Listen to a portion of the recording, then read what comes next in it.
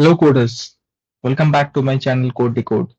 So I'm back with a new video and today's video is going to focus on and around a component which is one of the important topics in building scalable web application systems, and that is known as an API gateway.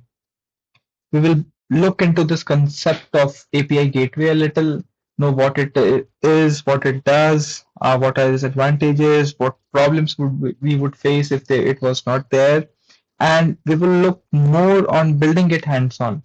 So this is going to be a hands dirty video, and I will explain you how you can build it, how we can understand how the way it flows, the request flows from API gateways to services and back and forth to the client.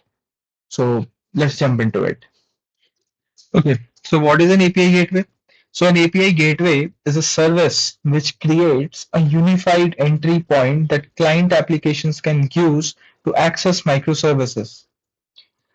It basically acts as a reverse proxy, which is going to route our HTTP requests that are made by the clients to the desired microservices we might have. So say we might always have multiple microservices. Say imagine we have 10 microservices in our system, say user service, order service, payment service, etc. Now imagine we are on our front end or on a mobile app or on a web application and we are trying to call each one of them. What happens when their IP addresses changes? What about authentication? What about rate limiting? So this is exactly where an API gateway comes into the picture. So instead of clients talking directly to these individual services, they now communicate with the API gateway. So they communicate through the API gateway, if I have to correct it. So the gateway then routes a request to these appropriate internal services, and we can then get the response from these services. So this is one of the major advantages wherein we from the client side don't have to query these individual services IPs individually. So it basically also acts as a reverse proxy. What would happen if we didn't have an API gateway? Just imagine a scenario if we are not using an API gateway in an application. So, and we have multiple microservices running inside that application.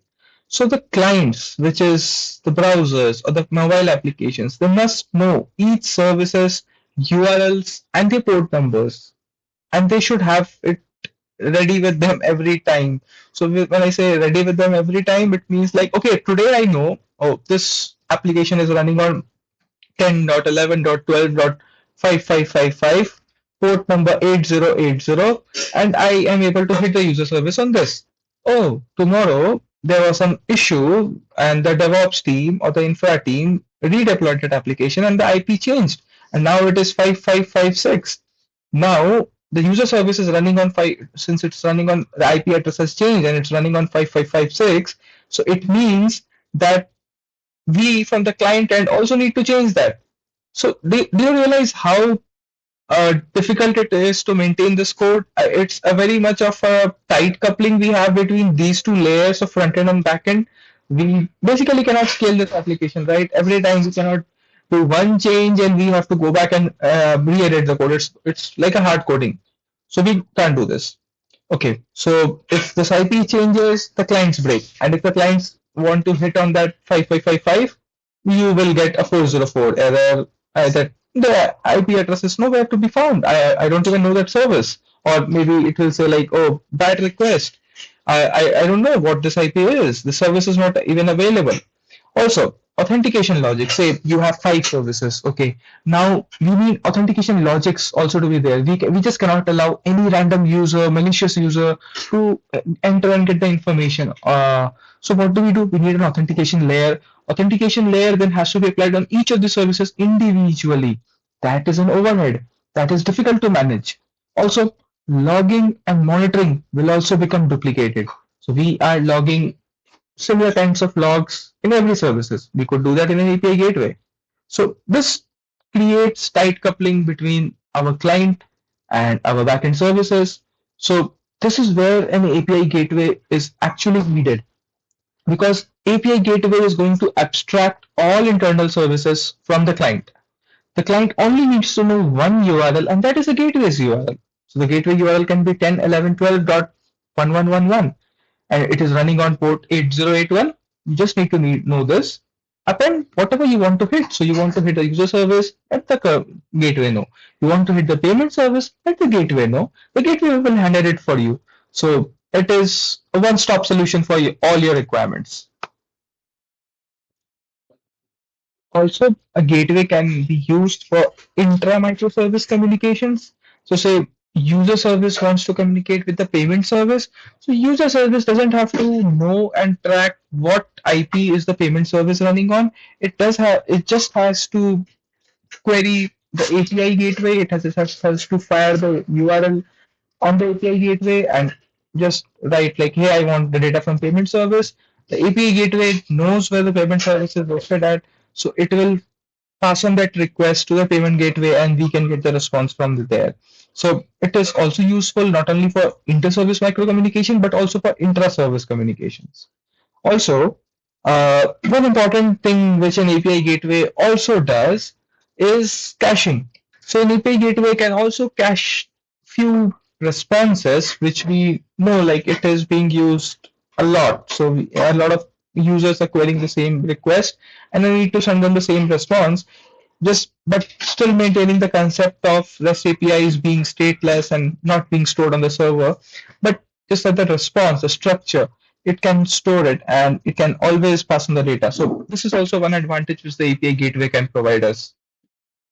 Okay, so here we have one short architectural diagram sort of thing like, okay, how does this API gateway sit into this microservices architecture?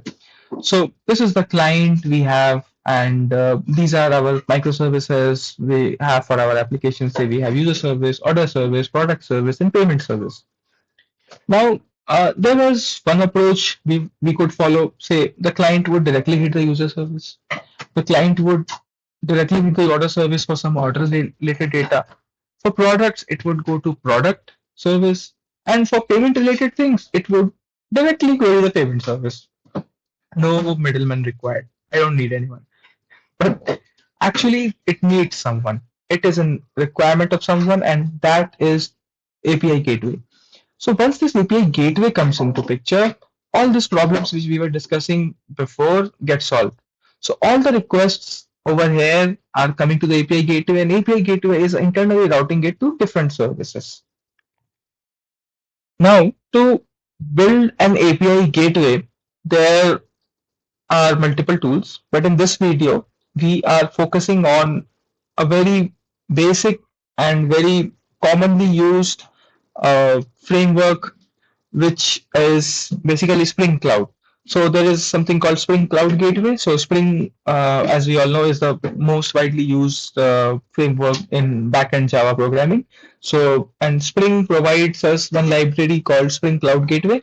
So by just implementing this, we can actually have an API gateway running in our systems very quickly. So today we are going to discuss on more on this. I have set up two microservices for this. One is a user service, one is a payment service to show you guys how this multiple service communication works with an API gateway. So I've already set up the boilerplate code and basically even the code I've written it right now to save time. All this code will be available on GitHub, so you can always check it out and go through it. But I will definitely explain you what this code does, what each files do. So that is the main target of us today to understand what this does, and we can always keep on practicing. I mean, delete everything and then keep writing it so that we can always get our hands dirty. Okay, so this is my payment service which I have made. This is the payment application as you can see. So how I have built this to give you idea. So I have just went to the Spring Initializer website and I have just put my requirements. Say I need this payment application. I changed the artifact IDs and a few details, and I chose Java 17 for this. I am using Spring Boot, the most stable version right now, and that is I guess 4.0.3. This is the most stable version right now, so I have chosen this one. And just that basic stuff I've given. And in the dependencies, I have just added Spring Boot Startup. So I have got the dependency and it is there.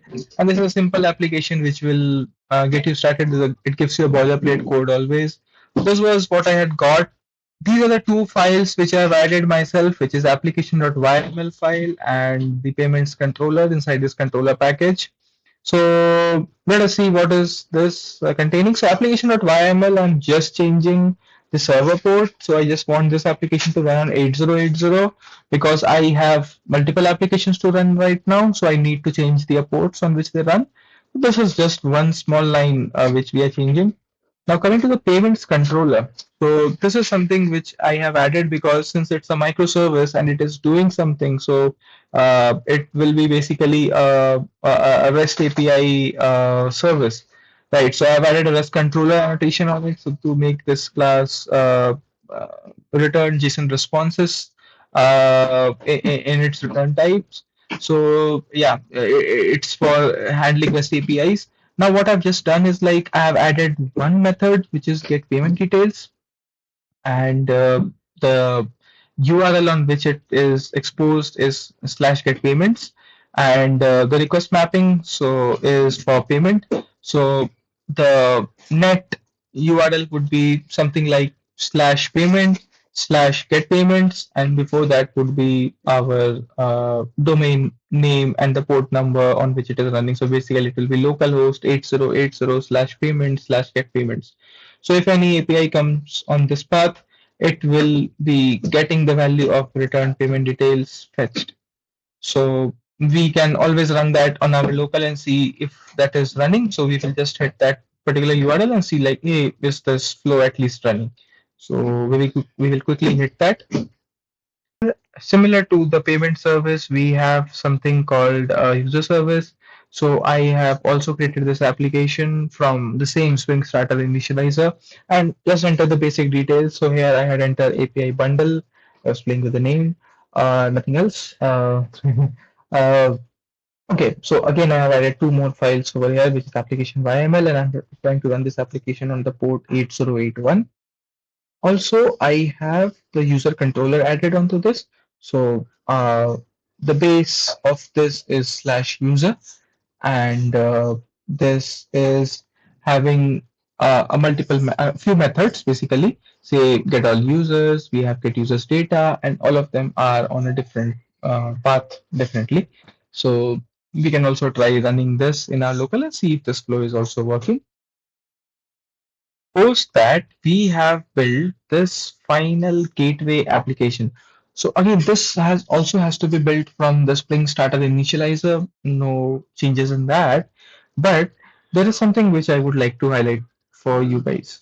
So what I've done is basically I am not using 4.0.3 version right now for building this API gateway service because it's not compatible with the WebFlux architecture or the WebFlux version of Spring Cloud Gateway. So I'm using a different dependency. Wait, I will show you.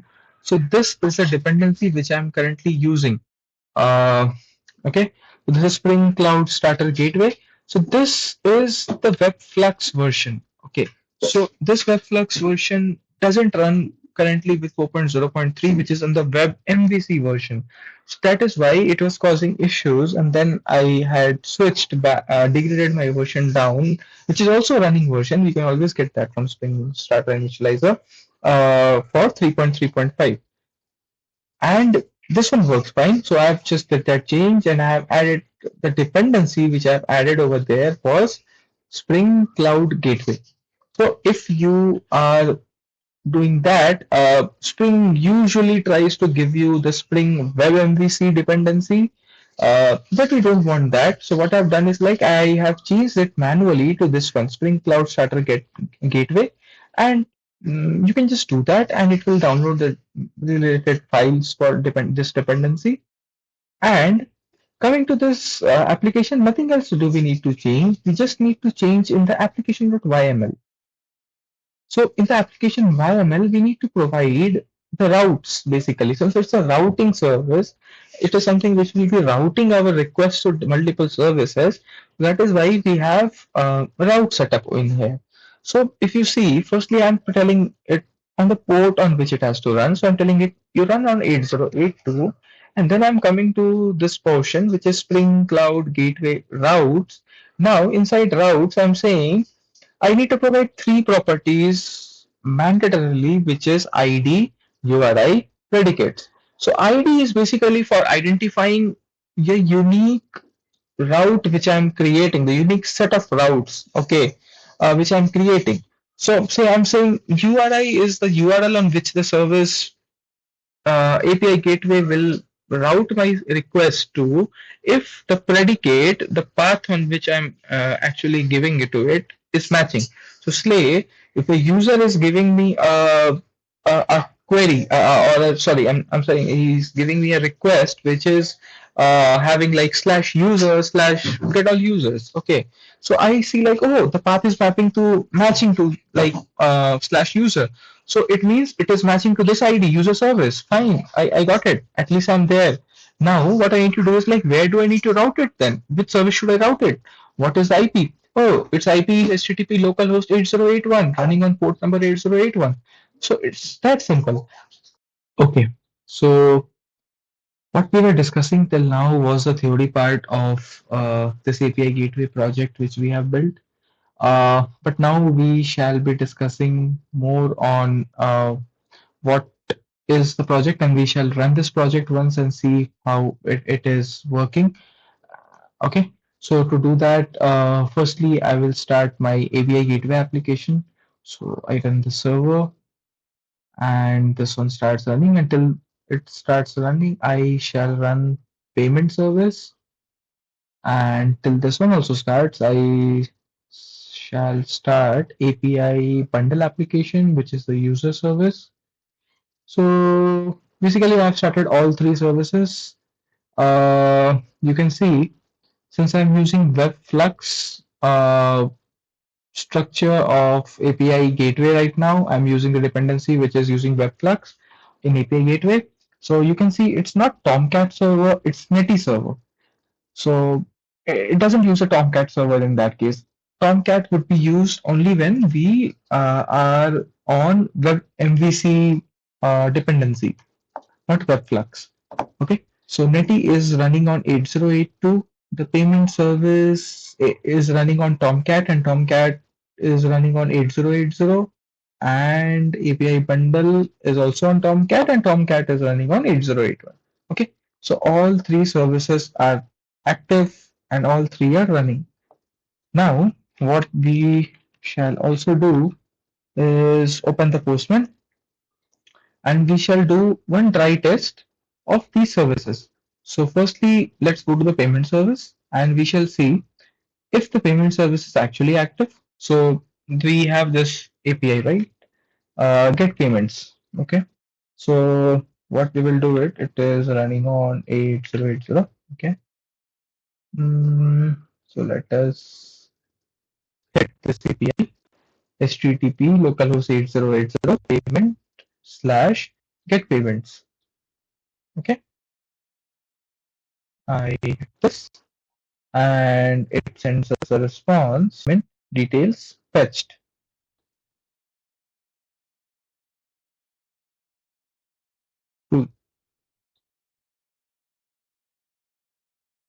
Similarly, I will also go to the user service and I will take any of the method. For example, should I take get all users? Yes, I will take this one. Get all users. So this is running on 8081. So I will say HTTP localhost 8081 slash user slash get all users. And I hit this API and it returns all users returned. So I mean these two services are fine. The API methods are working fine. We are all good with this setup. Postman is able to hit it. Now comes to API gateway part. So this was the conventional way wherein our front end would individually be hitting these services, but we don't want this, so we have upgraded it to an API gateway architecture. Now we shall be hitting API gateway. So we go to localhost 8082 where the Netty server is running, and we say localhost 8082 slash payment. So what is slash payment? So if I go to API gateway application.yml, so if I come to this ID payment service, the predicates, look at this predicates part. So it says path is slash payment slash double star, which means anything. It can be anything after it, right? So this, if it is a slash payment, it comes to this ID payment service and it goes to localhost 8080 where our payment service is actually running on. So coming back to Postman, I am hitting API gateway, but I'm passing the path as payment, and I'm calling the method get payments. That is a REST API endpoint. Let us see what we get. Oh, we are getting payment details fetched. Is that what we wanted? Let's see in the payment controller. Yes, it is payment details fetched, right? In the get payment details method, it should be returning payment details fetched. So that is it, right? So we are approaching the API gateway, and the API gateway is approaching the payment gateway for us, payment service for us, and we're getting the response. That is what we were actually wanting to get from this setup, right? So we have actually achieved our result. Now let us also do this for the user service. So let's say I go to localhost 8082 slash user slash get all users. So what shall I be getting? All users returned. And this is what is there in the method. So the API gateway is working all fine. It is working as expected. And this is what we were actually wanting it to do. Now, if we talk about a real-time scenario, wherein say our application is working fine with this slash user and get all users, but suddenly we say like, okay, for one particular service, we want to change its API path. So right now it is on slash user, but I don't want it to be on slash user every time. And we had a discussion with the team, and the team suggested like, okay, let's switch to slash API now, from now on for user services. Everything remains same, but we're just saying we will be on slash API. So what do we need to change? So firstly, when it is slash API, so since the user service has changed to slash API, so in the user service, the request mapping would change to slash API. I will also do the same and restart the server. It will get restarted till we are back on it. Okay, now our API gateway is still configured for slash user. Now, since we are passing slash API, so it will not be caught in any of these routes, right? So, I mean, the API gateway will not be able to intercept it, or it says like slash API is no path which is matching to any of my routes. So it will not intercept it. So let's see what happens. I don't change anything in the API gateway. I just hit slash API get all users. And what do I get? I get a 404. Uh, this payment service is running on 8081. Now I will go to this payment service and I will do slash API get all users, and I get the response. All users returned. So the API service is working fine. The user service is working fine on slash API, but the API gateway is not able to reach it. So we need to do something on this API gateway. So what do we need to do? Very simple. Just change the path. Just change slash user to slash API. So now it will be intercepting all the slash API calls and it will be redirecting it to the user service. Make sense? Yeah. So this restarts. Till then we go to this payment postman, and we hit this slash API slash get all users, and we get all users returned. Cool. So now API gateway is working perfectly fine. It is again routing back to a user service. Okay, and one more addition to this topic is, say we don't need to restart our API gateway service, and whenever we are trying to make any changes in other services, downstream services of this gateway, and we are making changes there, like say in the user service we are trying to add one more method. Okay, there is some changes happening there, so we don't need to change it, or we change the port of this user service. So we basically, yeah, if we change the port, we definitely need to run it because the URI would change. But say we just added a new method in the user controller. Say I wanted to uh, my orders, like write this my orders, get my orders. We added it new. It was not there. So what I need to do is like I just need to restart this service after doing it, after doing the changes, and the API gateway will always be able to point to the service, and it would always know like okay slash API slash get my orders. I will have to send it to user service, and user service will send me the response. So only when there is a change in the API gateway files, or there is some change in these downstream services which has to be updated in the API gateway, do we need to update and restart that service? Otherwise, all the services can act independently, and this is why we have a microservice architecture. So that's all in this video of API gateway. We have seen and we have discussed in this video about what is an API gateway, what are its advantages and disadvantages of not having it, how we can implement it in Spring, what is the working of an API gateway and how it routes the request from one service to another or from one client to another, and some real use case bonus points also we have discussed. So this was all about the Spring Cloud API gateway in the WebFlux architecture. Uh, we have seen how a gateway is acting as a single entry point for all our requests and how it is helping us with routing, security, rate limiting, and hiding the internal service details from the client. This makes our system much more scalable, maintainable, and also secure. So that's all from my side. If you have found this video helpful, please consider liking the video and subscribe to the channel. It really helps the channel grow and motivates me to create more content like this. Thank you.